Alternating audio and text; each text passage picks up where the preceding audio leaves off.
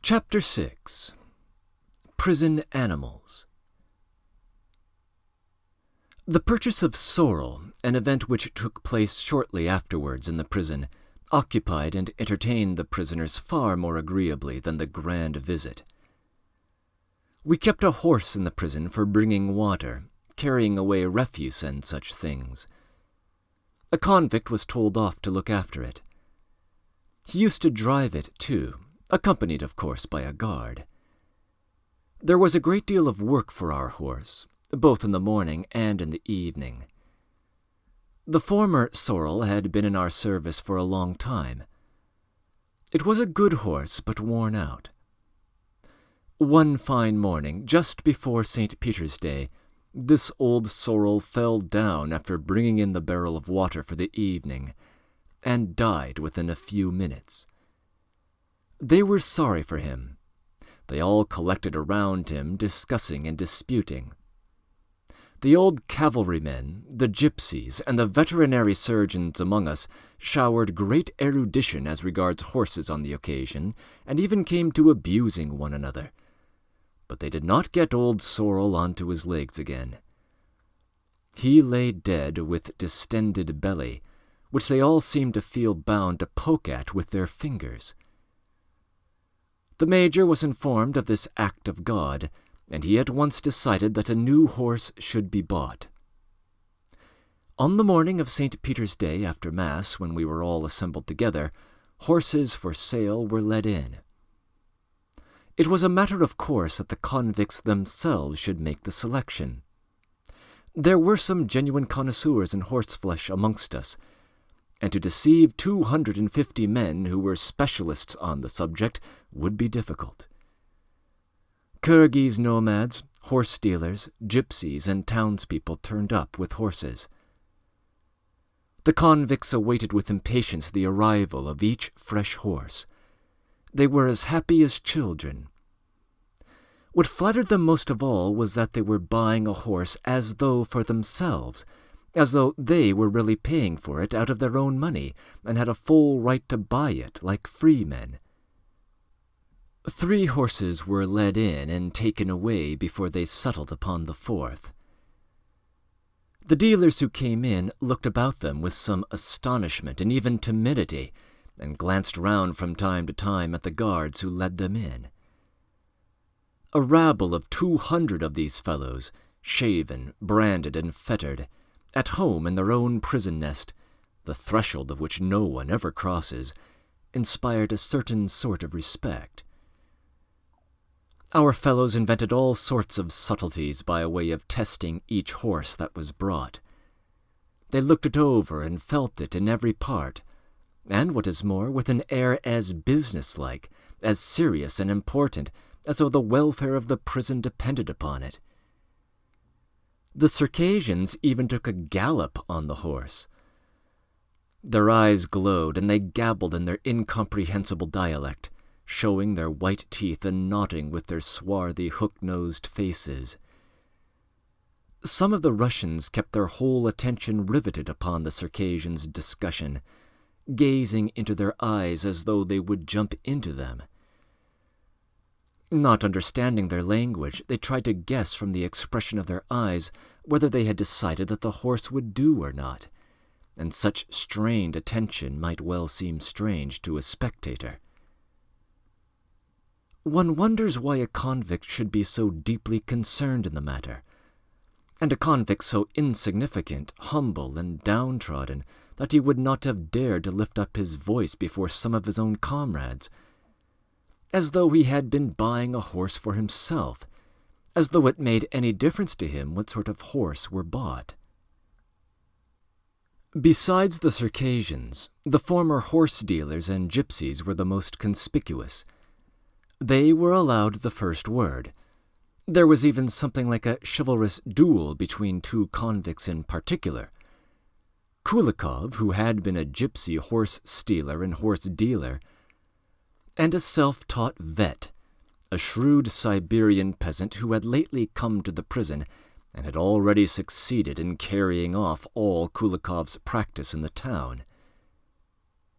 Our prison vets were greatly esteemed in the town, and not only the shopkeepers and merchants, but even the higher gentry applied to the prison when their horses fell ill, in spite of the fact that there were several regular veterinary surgeons in the town.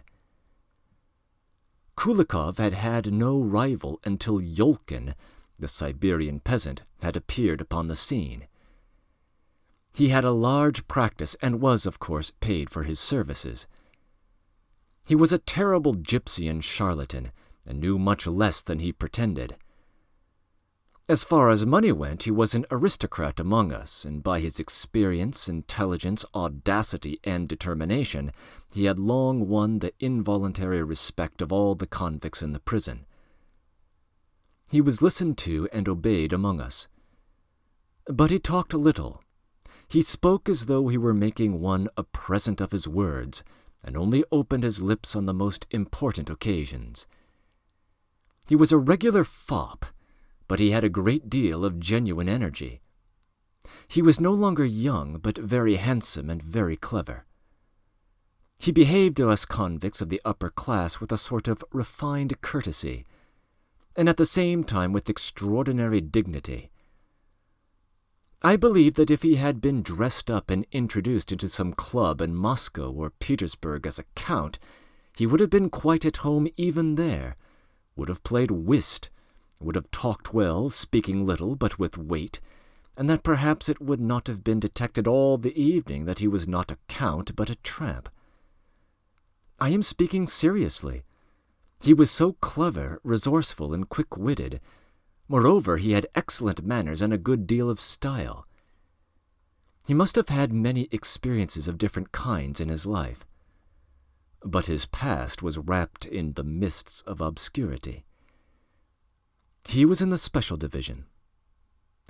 But after the arrival of Yolkin, who, though he was a peasant, was a very crafty man of 50, a dissenter, Kulikov's fame as a vet began to decline. In 2 months' time, Yolkin had carried off almost the whole of his practice in the town. He cured, and it seemed quite easily, horses that Kulikov had given up as hopeless. Yolkin even cured some that the town veterinary surgeons had looked upon as incurable. This peasant had been brought to prison with some others for false coining. What had induced him at his age to mix himself up in such doings? He used to tell us, laughing at himself, that by melting down 3 real gold coins they could only turn out 1 counterfeit one. Kulikov was rather mortified at Yolkin's veterinary successes, and indeed his glory began to wane among the convicts. He kept a mistress in the town, wore a velveteen coat, had a silver ring on his finger, wore an earring and boots of his own with decorated tops. Now, from want of money, he was forced to begin trading in vodka. Therefore, everyone expected that the enemies would be sure to have a fight over the purchase of the new sorrel. The convicts awaited it with curiosity. Each of them had his followers. The leading spirits on both sides were already getting excited and were gradually beginning to fall foul of one another. Yolkin had already pursed up his crafty face in a most sarcastic smile. But it turned out that they were mistaken. Kulikov did not attempt to be abusive, but he behaved in a masterly way. He began by giving way and even listening with attention to his rival's criticism. But catching up one of his sayings, he observed modestly and emphatically that he was mistaken. And before Yolkin could recover and correct himself, he proved to him that he was in error on this point and on that. In fact, Yolkin was routed quite unexpectedly and skillfully, and though he still carried the day, Kulikov's followers were satisfied. "No, lads, you don't beat him easily. He can take his own part, rather," said some. "Yolkin knows more," observed others, but they observed it rather deprecatingly. Both parties spoke suddenly in very conciliatory tones. "It's not that he knows more, simply he has a lighter hand. And as for treating cattle, Kulikov is equal to anything there." "That he is, lad." "That he is." Our new sorrel was at last chosen and bought. It was a capital horse, young, strong, and good-looking, with an extremely pleasant, good-humoured expression. It was, of course, irreproachable in all other respects. The convicts began haggling. The dealers asked 30 rubles. Our fellows offered 25. The bargaining was hot and lengthy. They kept adding and subtracting. At last they were amused at it themselves. "Are you going to take the money out of your own purse? What are you bargaining about?" said some. "Do you want to spare the government?" cried others. "But after all, lads, after all, it's sort of common money." "Common money! Well, to be sure, there's no need to sow fools like us. We spring up of ourselves." At last the bargain was clinched for 28 rubles. The major was informed, and the purchase was completed. Of course they brought out bread and salt and led the new sorrel into the prison with all due ceremony. I don't think there was a convict who did not, on this occasion, pat the horse on the neck or stroke its nose. On the same day Sorrel was harnessed to bring in the water, and everyone looked with curiosity to see the new sorrel drawing his barrel. Our water-carrier, Roman, looked at the new horse with extraordinary self-satisfaction. He was a peasant of 50, of a silent and stolid character.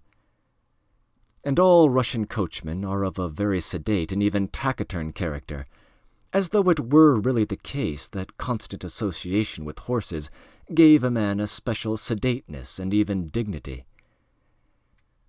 Roman was quiet, friendly to everyone, not talkative. He used to take pinches from a horn of tobacco, and had always from time immemorial looked after the prison sorrels. The one that had just been bought was the third of that name. The convicts were all convinced that a horse of sorrel color was suited to the prison, that it would be, so to speak, better for the house. Roman, too, maintained this idea. Nothing would have induced them to buy a piebald horse, for instance. The task of water-carrier was, by some special privilege, always reserved for Roman, and none of us would ever have dreamt of disputing his right. When the last sorrel died, it never occurred to anyone, even the major, to blame Roman.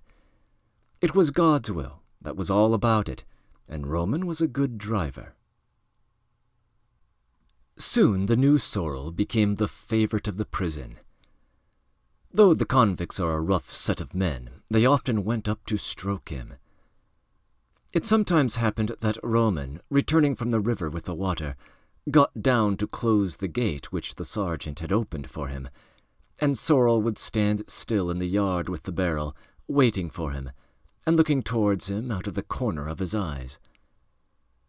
"Go on alone," Roman would shout to him, and Sorrel would immediately go on alone, right up to the kitchen door, where he would stop, waiting for the cooks and the slop-pail men to come with their buckets for the water. "Clever Sorrel," the prisoners shouted to him. "He's brought the water alone. He does as he is told." "Upon my word, only a beast, but he understands." "He is a capital fellow, Sorrel." Sorrel snorts and shakes his head as though he really did understand and is pleased at the praise. And someone is sure to bring him bread and salt at this point. Sorrel eats it and nods his head again as though to say, I know you. I am a nice horse and you are a good man." I used to like taking bread to Sorrel. It was pleasant to look into his handsome face and to feel on the palm of one's hand his soft, warm lips quickly picking up the offering. Our prisoners in general would readily have been fond of animals, and if they had been allowed, they would gladly have reared all sorts of domestic birds and animals in prison. And can anything be more calculated to soften and elevate the harsh and savage character of the convicts than such occupation? But this was not allowed. It was forbidden by the regulations, and there was no place suitable for it. Yet it happened that there were several animals in prison during my time there. Besides sorrel, we had dogs, geese, the goat Vaska, and for some time there was an eagle. We had as a permanent prison dog, as I mentioned already, Sharek, a clever, good-natured animal with whom I was always on friendly terms. But as among the peasants everywhere, the dog is always looked upon as an unclean animal whom one should scarcely notice, hardly anyone paid any attention to Sharek. The dog was simply there, slept in the yard, lived on the scraps from the kitchen, and no one took any particular interest in him. It knew everyone, however, and looked upon everyone in prison as its master. When the prisoners came in from work, as soon as the shout, "Corporals!" was heard at the guard-house, the dog ran to the gates with a friendly greeting for every group, wagging his tail and looking affectionately in the face of every convict as he came in, hoping for some sort of caress. But for many years he did not succeed in winning a caress from anyone except me, and so he loved me more than all. I don't remember how it was that another dog, Belka, came among us. The third, Kutyopka, I introduced myself, bringing him in as a puppy from where we were working. Belka was a strange creature. He had once been run over by a cart, and his spine was curved inwards, so that when he ran it looked like two white animals running, grown together. He was mangy, too. He had discharging eyes. His tail, which was always between his legs, was mangy and patchy, almost without hair. A victim of destiny, he had evidently made up his mind to accept his lot without repining. He never barked or growled at anyone, as though he had not courage to. He lived for the most part behind the prison barracks in the hope of picking up food. If he saw any of us, he would immediately, while we were some paces away, turn over on his back as a sign of humility, as much as to say, "Do with me what you will, you see I have no thought of resistance." And every convict before whom he rolled over would give him a kick with his boot, as though he felt it incumbent on him to do so. "Ah, the nasty brute," the convicts would say.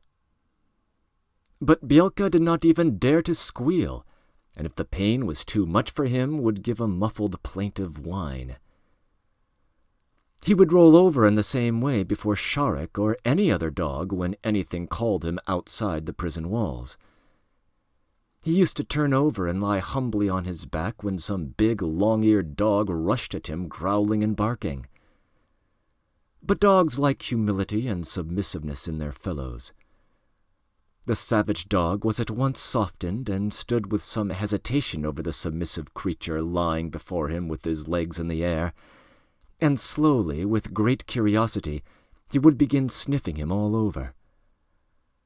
What could the trembling Belka have been thinking all this time? "What if he bites me, the ruffian?" was probably what was in his mind. But after sniffing him over attentively, the dog would leave him at last, finding nothing particularly interesting about him. Belka would at once leap up and again hobble after the long string of dogs who were following some charming bitch, and though he knew for a certainty that he would never be on speaking terms with the charmer, still he hobbled after in the distance, and it was a comfort to him in his trouble. He had apparently ceased to consider the point of honor. Having lost all hope of a career in the future, he lived only for daily bread, and was fully aware of the fact. I once tried to caress him. It was something so new and unexpected for him that he suddenly collapsed on all fours on the ground, trembling all over and beginning to whine aloud with emotion. I often patted him from compassion. After that he could not meet me without whining. As soon as he saw me in the distance, he would begin whining tearfully and hysterically.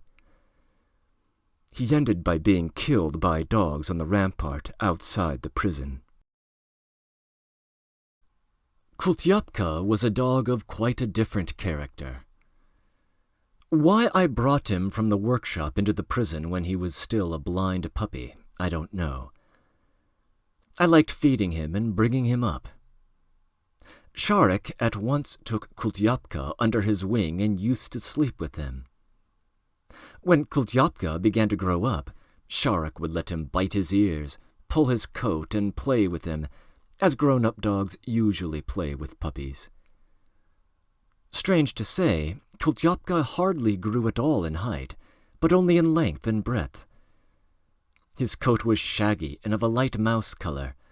One ear hung down and one stood up.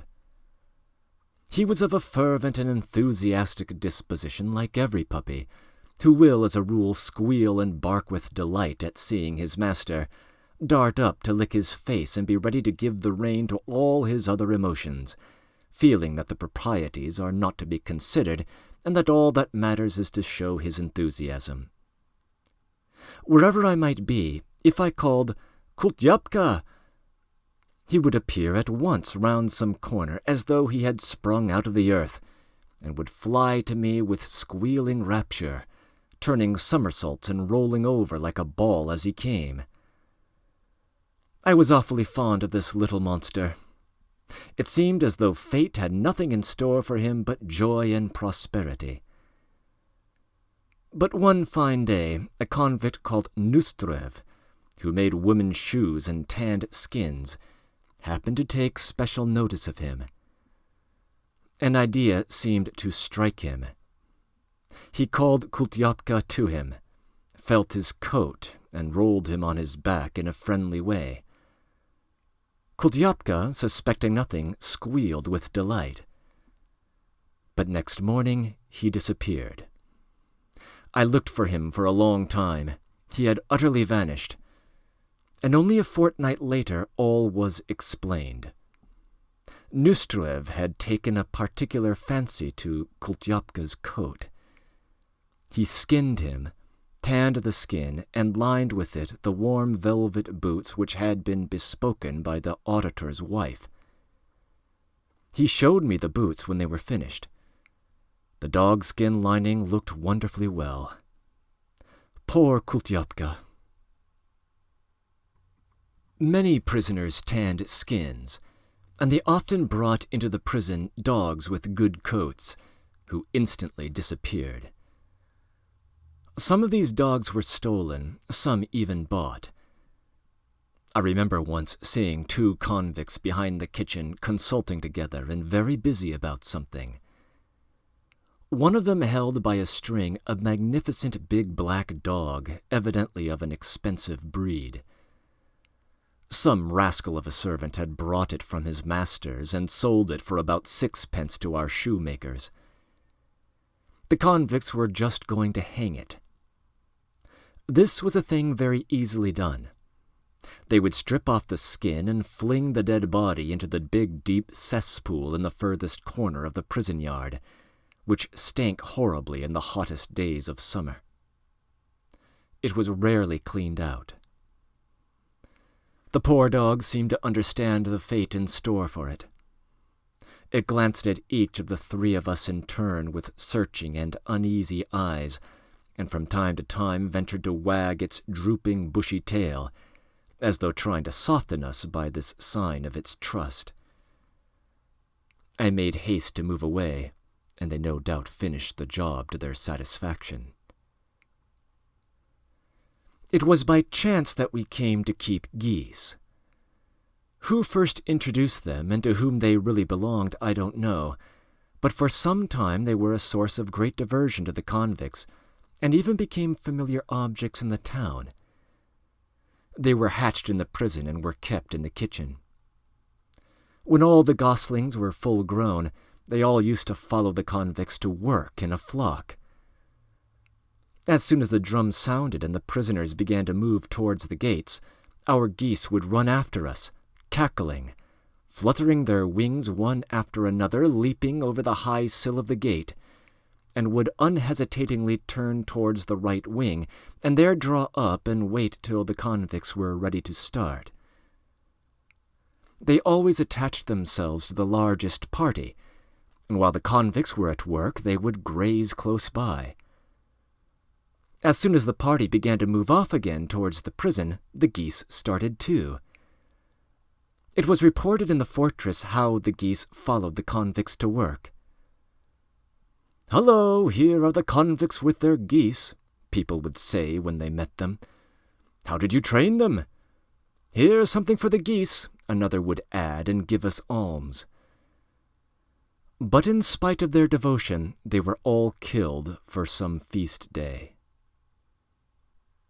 On the other hand, nothing would have induced the convicts to kill our goat, Vaska, if it had not been for a special circumstance. I don't know where he came from either, or who brought him into the prison, but one day a very charming little white kid made his appearance. In a few days we all grew fond of him and began to find entertainment and even consolation in him. They even found an excuse for keeping him by saying, "If we have a stable in the prison, we must have a goat." He did not, however, live in the stable, but at first in the kitchen, and afterwards all over the prison. He was a very graceful, very mischievous creature. He ran up when he was called, jumped on benches and tables, butted at the convicts, and was always merry and amusing. One evening when his horns had grown fairly big, a Lesghian called Babe, who was sitting on the steps with a group of other convicts, took it into his head to butt at the goat. They were knocking their foreheads together for a long time. To play like this with the goat was a favorite pastime of the convicts, when suddenly Vaska skipped on to the topmost step, and as soon as Babe turned aside, the goat instantly reared on its hind legs, and, bending his forelegs inward, he butted with all his might at the back of Babe's head, so that the man flew head over heels off the steps, to the intense glee of all present, especially Babe himself. Everyone was awfully fond of Vaska, in fact. When he began to be full grown, it was decided after a long and earnest deliberation to perform a certain operation on him, which our veterinary specialists were very skillful in. "Or he will smell so goaty," said the convicts. After that, Vaska grew fearfully fat. The convicts used to feed him, too, as though they were fattening him up. He grew at last into a fine and handsome goat of extraordinary size with very long horns. He waddled as he walked. He, too, used to follow us to work, to the diversion of the convicts and of everyone we met. Everyone knew the prison goat Vaska. Sometimes, if they were working on the bank of the river, for instance, the convicts would gather tender willow shoots and other leaves and pick flowers on the rampart to decorate Vaska with them. They would wreathe flowers and green shoots round his horns and hang garlands all over his body. Vaska would return to the prison always in front of the convicts, decked out, and they would follow him and seem proud of him when they met anyone.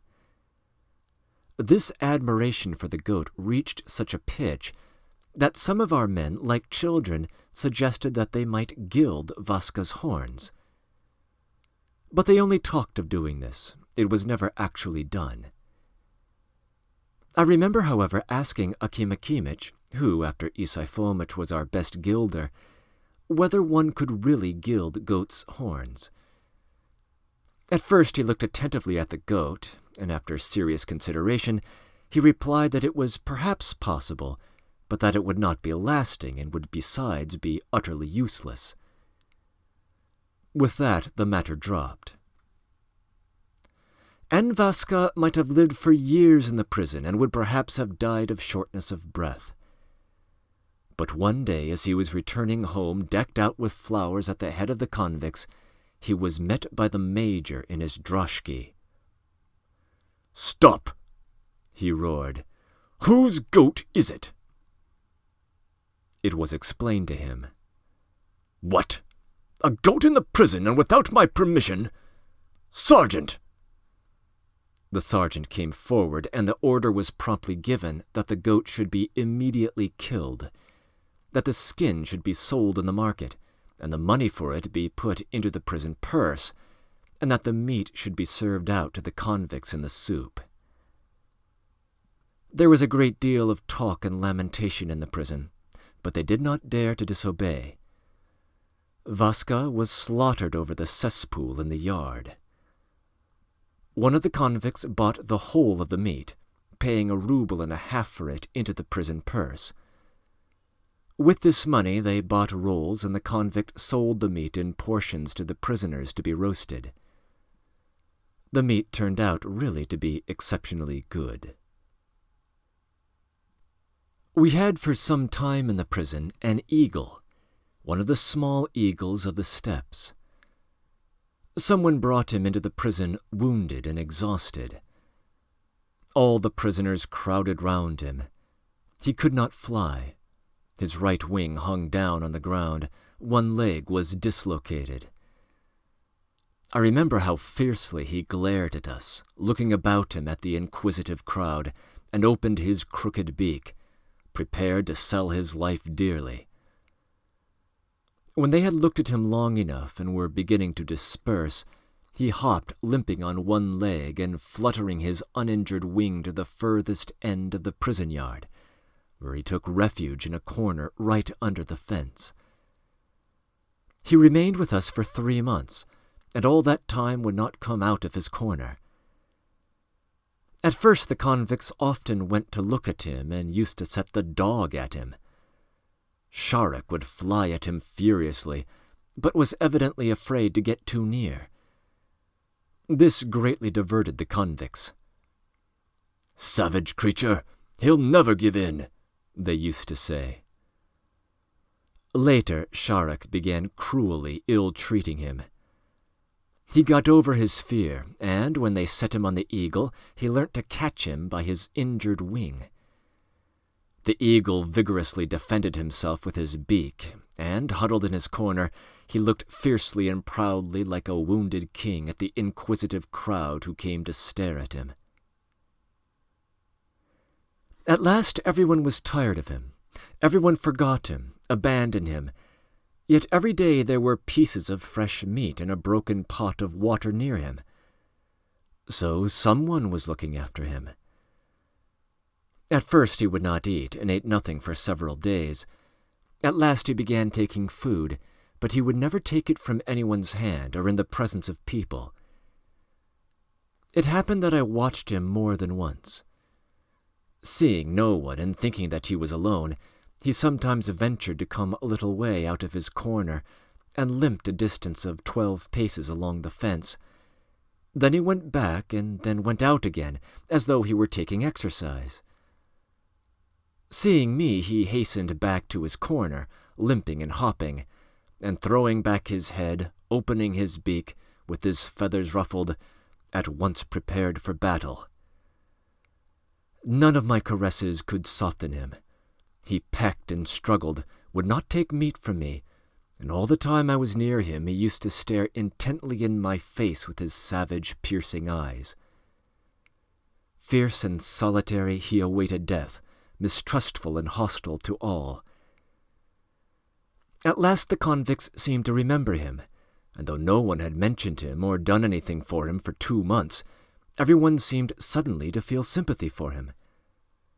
They said that they must take the eagle out. "Let him die if he must, but not in prison," they said. "To be sure, he is a free, fierce bird. You can't get him used to prison," others agreed. "It's not like us, it seems," added someone. "That's a silly thing to say. He's a bird and we are men, aren't we?" "The eagle is the king of the forest, brothers," began Skuratov, but this time they did not listen to him. One day after dinner, when the drum had just sounded for us to go to work, they took the eagle, holding his beak, for he began fighting savagely, and carried him out of the prison. We got to the rampart. The 12 men of the party were eagerly curious to see where the eagle would go. Strange to say, they all seemed pleased, as though they too had won a share of freedom. "See the cur, one does something for his good and he keeps biting one," said the convict who was carrying him, looking at the fierce bird almost with affection. "Let him go, Mikitka." "It's no use rigging up a jack-in-the-box for him, it seems. Give him freedom, freedom full and free." He threw the eagle from the rampart into the plain. It was a cold, gloomy day in late autumn.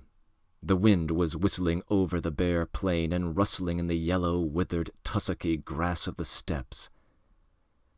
The eagle went off in a straight line, fluttering his injured wing, as though in haste to get away from us anywhere. With curiosity, the convicts watched his head flitting through the grass. "Look at him," said one dreamily. "He doesn't look round," added another. "He hasn't looked round once, lads. He just runs off." "Did you expect him to come back to say thank you?" observed a third. "Ah, to be sure, it's freedom he sniffs. You can't see him now, mates." "What are you standing for? March!" shouted the guards, and we all trudged on to work in silence.